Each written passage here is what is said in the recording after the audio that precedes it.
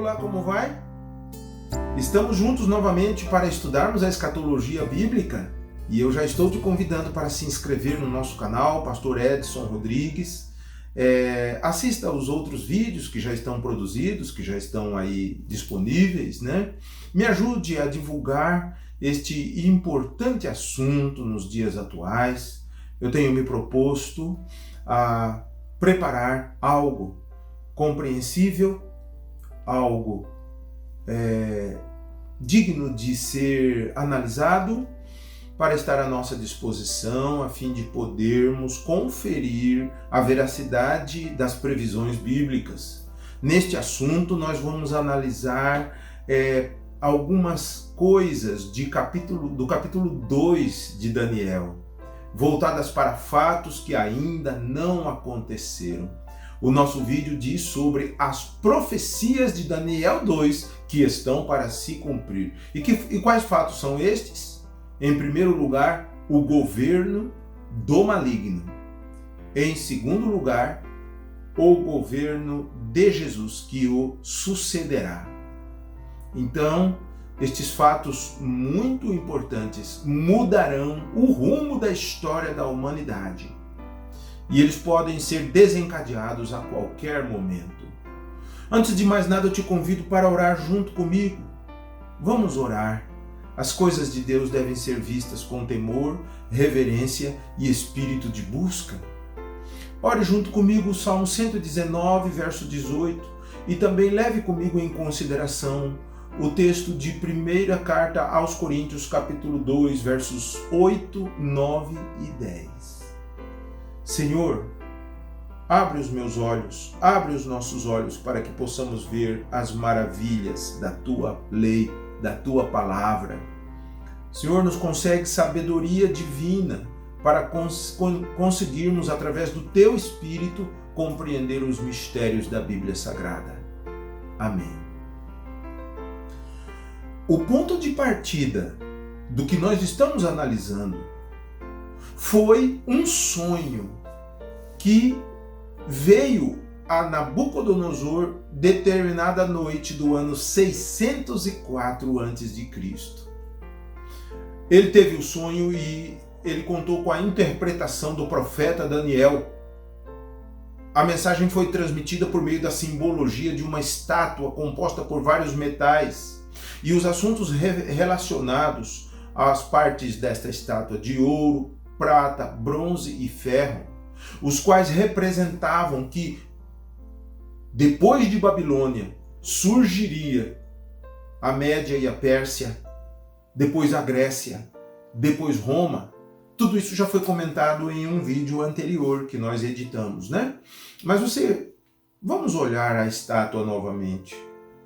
A representação da estátua está aí para nós a observarmos. Hoje nós vamos olhar aquilo que se refere aos pés e também a uma pedra que misteriosamente foi lançada contra estes pés da estátua e a derrubaram. Então tudo pode ser visto em Daniel capítulo 2, versos 41, 42 e 43. Estamos trazendo para analisarmos, para lermos, a versão NVI, Nova Versão Internacional. Daniel 2,41. Como viste, os pés e os dedos eram em parte de barro e em parte de ferro. Isso quer dizer que esse será um reino dividido, mas ainda assim terá um pouco da força do ferro, embora tenhas visto ferro misturado com barro.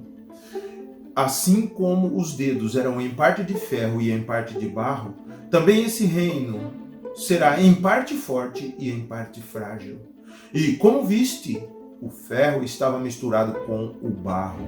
Isso significa que se buscarão fazer alianças políticas por meio de casamentos, mas a união decorrente dessas alianças não se firmará, assim como o ferro não se mistura com o barro. Daniel estava reforçando textos proféticos de outras partes do próprio livro e de outras partes da Bíblia. Esta profecia, em primeiro lugar, nós observamos que o reino do maligno é amplamente registrado em vários textos bíblicos, principalmente de Apocalipse e de Daniel.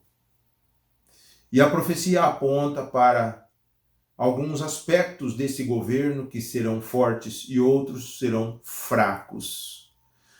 Fala também de alianças que serão feitas, mas não serão honradas, acordos que não serão cumpridos.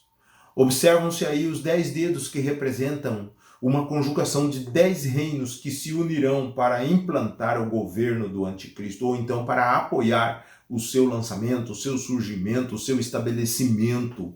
Observe também a presença do ferro nos dedos. Isso indica que esse reino será uma espécie de reedição do Império Romano, que representou as 2 pernas de ferro na estátua.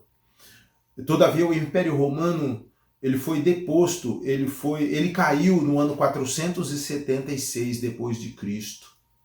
E a interpretação desta simbologia toda vem no próprio texto de Daniel 2, verso 44. Veja comigo. Nas épocas desses reis, o Deus dos céus estabelecerá um reino que jamais será destruído e que nunca será dominado por nenhum outro povo. Destruirá todos os reinos daqueles reis e os exterminará, mas esse reino durará para sempre. Esse é o significado da visão da pedra que se soltou de uma montanha, sem auxílio de mãos, pedra que esmigalhou o ferro, o bronze, o barro, a prata e o ouro. O Deus poderoso mostrou ao rei o que acontecerá no futuro. O sonho é verdadeiro e a interpretação é fiel. Eu peço para você observar neste texto o princípio da pertinência. Isso é visto em muitas partes da Bíblia, é um princípio divino, de Deus tratar de uma maneira pertinente. No caso aí, o alvo da mensagem era um imperador, era um governante. E o que o Senhor tratou com esse imperador? O Senhor tratou de governo. Deus tratou com Nabucodonosor de uma forma muito especial em vários momentos da sua vida. E como resultado desse tratamento, destas tratativas com ele, Nabucodonosor se converteu e se tornou servo de Deus. E Deus o curou de uma doença. Vejam no texto que a principal doença dele se chamava arrogância. Hoje, muitos precisam dessa mesma cura, tanto entre os nobres como entre as pessoas comuns. Acompanhe Daniel capítulo 4, verso 37. Agora eu, Nabucodonosor, louvo, exalto e glorifico o Rei dos céus, porque tudo o que ele faz é certo, todos os seus caminhos são justos, e ele tem poder para humilhar aqueles que vivem na arrogância. Deus revelou a Nabucodonosor e a todos nós que ele designou um rei para governar eternamente todas as nações da terra. E este assunto está muito claro neste texto profético. Você pode observar que Pôncio Pilatos mandou escrever em cima da cruz de Jesus INRI. Essa insígnia quer dizer Jesus Nazareno, Rei dos Judeus. Você pode ver em muitos textos bíblicos. Poderia, por exemplo, pegar Apocalipse, alguns capítulos de Apocalipse.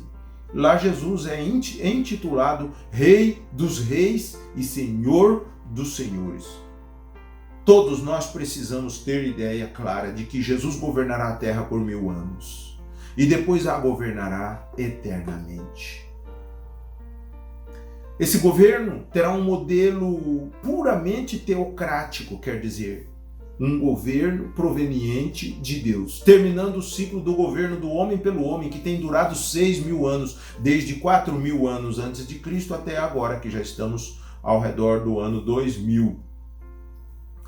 E esse reino teocrático vai fazer cessar um tempo em que o homem explorou o homem, em que o homem governou com injustiça, com pecaminosidade e com tirania em muitos casos. E esta futura intervenção de Deus é demonstrada simbolicamente por esta pedra que veio a colidir com a estátua e a derrubou. Isto mostra sucessão, né? Essa pedra cresceu, ficou grande na figuração do sonho de Nabucodonosor. Então eu quero te dizer que tudo será novo nessa política e será maravilhoso. Eu mesmo já estou fazendo campanha para o novo rei que surgirá a qualquer momento.